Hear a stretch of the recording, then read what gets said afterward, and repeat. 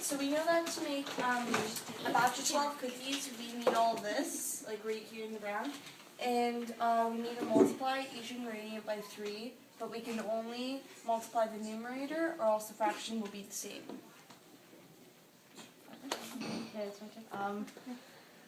So we figured out how 12 times 3 is 36. So that's how I found out the 3.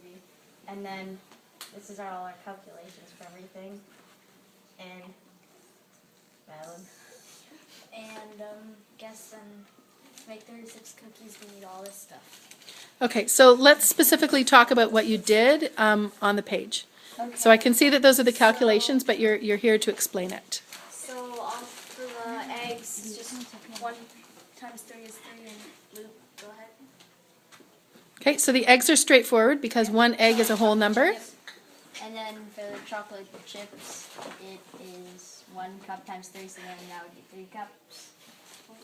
Yeah.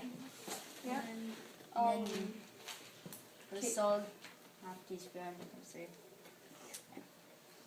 Okay, so we've got lots of work here, but not a lot of explaining happening.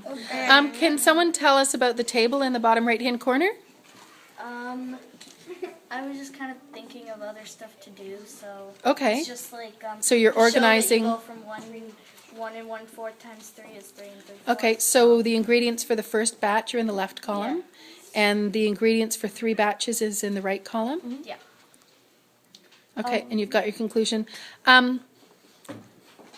There is a lot of communication here, and there are a lot of text features to organize your thinking. So I'm just going to point out that the top has your original list of what you know from the question, which is always a good way to start any math problem. Write down what you know for sure. And then you've used sort of like cloud shapes to be text boxes. And so you've organized. So if I want to see your work for converting the flour from 1 1/4 to 3 batches, I can see that that's in one bubble. Sugar is in a bubble. Baking soda, eggs, chocolate chips, salt are all in their own bubble. You've summarized it in another way in the table at the bottom. I would say that the table at the bottom, you could have labeled the columns, 1 batch and 3 batches, and then you have your conclusion off to the left. So you've used a lot of text features. You've communicated it in detail and very clearly. Next, we're going to work on you communicating through speaking.